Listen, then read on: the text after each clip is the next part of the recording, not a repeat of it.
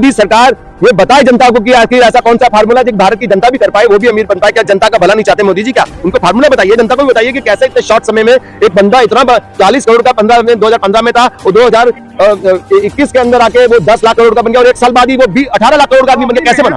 अरे कैसे बना? फार्मूला तो बता दिया मैंने। अंबानी के पिता धीरूभाई अंबानी को बोलते हैं, तो धीरूभाई अंबानी का तो इतिहास है कि हिंदुस्तान के अंदर भ्रष्टाचार शुरू हुआ था राजीव गांधी के समय। वो धीरूभाई अंबानी नहीं शुरू किया था भ्रष्टाचार, घूस दे के अपने काम कराते थे और उनसे रिलेटेड इंडस्ट्रियल प्रोडक्ट पे कैसे छूट दी जाती थी टैक्स की और कैसे वो तरक्की करे थे, खाली डब्बे भेज के इंसेंटिव लेते थे एक्सपोर्ट का। ये तो तमाम पूरे भारत को पता है। जिनके गुरु ही गुरु घंटाल हो तो उनके वो यार आपके 2 घंटे कौन सा फार्मूला है? तो आपके तो चेहरे पे जवानी आ रही है और साले जवान हमारे युवा देश का बूढ़ा हुआ जा रहा है। हमारे पत्रकार बंधुओं को देखेंगे, आप देखें कैसे बुढ़े लगते हैं, 70 साल के, 40 साल के भी नहीं है।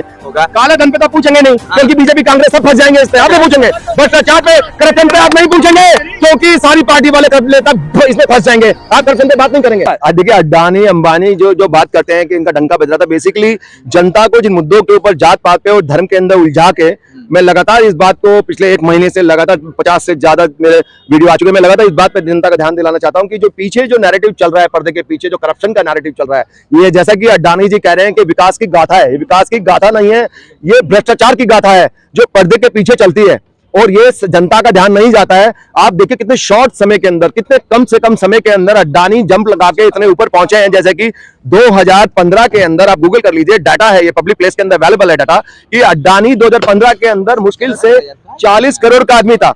अडानी 2015 के अंदर सिर्फ 40 करोड़ का आदमी था और फिर 2021 तक आते आते 10 लाख करोड़ का आदमी बन गया और एक साल बाद ही 18 लाख करोड़ का आदमी बन गया। सर क्या आपको नहीं लगता कि एक देश का उद्योगपति जो मेहनत करके यहाँ तक पहुंचा था, करके पहुंचे तो अच्छी बात है, लेकिन उनके आपको पता नहीं है कि रजत शर्मा जी का कभी इंडिया टीवी पे एक इंटरव्यू आया था, उन्होंने कहा था कि हमारे गुरु जिनको आदर्श मानते हैं वो अंबानी के पिता धीरूभाई अंबानी को बोलते हैं। तो धीरूभाई अंबानी का तो इतिहास है कि हिंदुस्तान के अंदर भ्रष्टाचार शुरू हुआ था राजीव गांधी के समय। वो धीरूभाई अंबानी नहीं शुरू किया था भ्रष्टाचार, घूस दे के अपने काम कराते थे और उनसे रिलेटेड इंडस्ट्रियल प्रोडक्ट पे कैसे छूट दी जाती थी टैक्स की और कैसे वो तरक्की करे थे, खाली डब्बे भेज के इंसेंटिव लेते थे एक्सपोर्ट का। ये तो तमाम पूरे भारत को पता है। जिनके गुरु ही गुरु घंटाल हो तो उनके वो कौन से आदर्श होंगे, वो कितना अच्छा काम कर रहे होंगे? आप सोचते हैं कि मेहनत से बने, वो मेहनत से बने तो सरकार, मोदी सरकार ये बताए जनता को कि आखिर ऐसा कौन सा फार्मूला जो भारत की जनता भी कर पाए, वो भी अमीर बन पाए। क्या जनता का भला नहीं चाहते मोदी जी? क्या उनको फार्मूला बताइए, जनता को भी बताइए कि कैसे इतने शॉर्ट समय में एक बंदा इतना 40 करोड़ का 2015 में था, वो 2021 के अंदर आके वो 10 लाख करोड़ का बन गया और एक साल बाद ही वो 18 लाख करोड़ का आदमी बन गया। कैसे बना?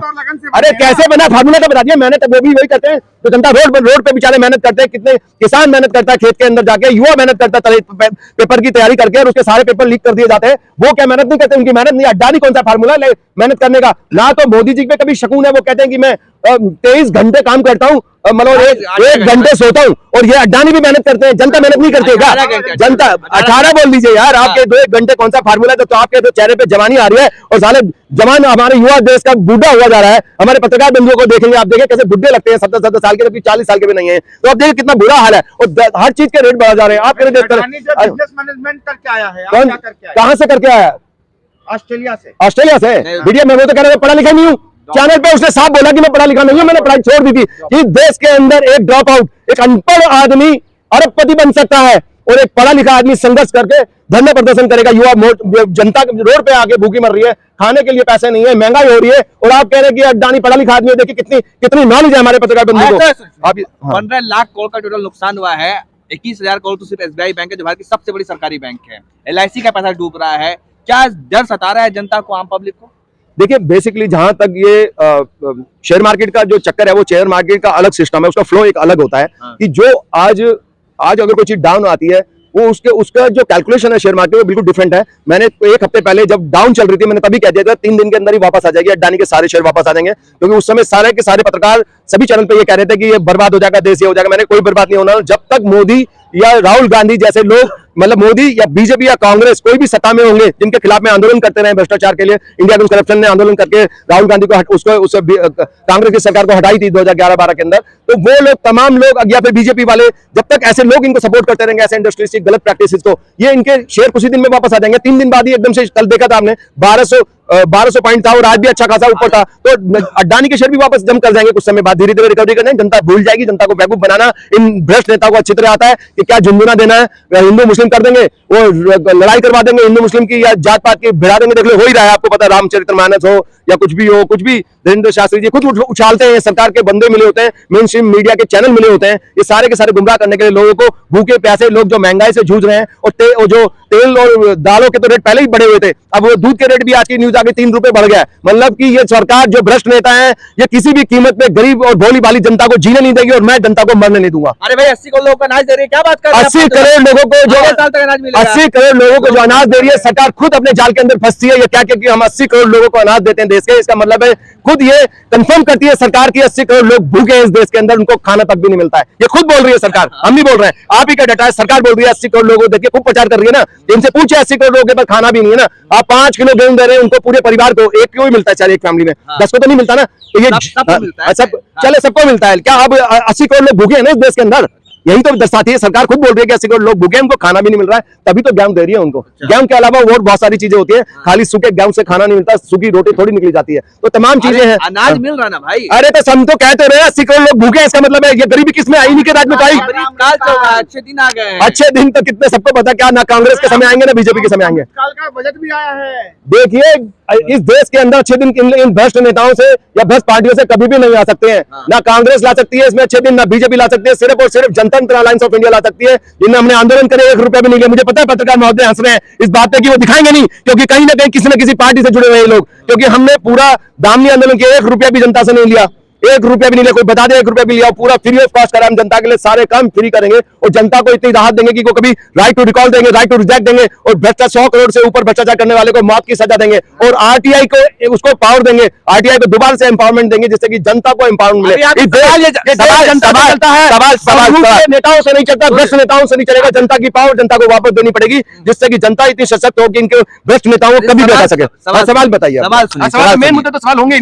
सवाल सुनिए, आप बहुत बोल रहे हैं, ये होगा वो होगा, ऐसे होगा वैसे होगा। काले धन पे तो पूछेंगे नहीं, क्योंकि बीजेपी कांग्रेस सब फंस जाएंगे इस पे, आप नहीं पूछेंगे।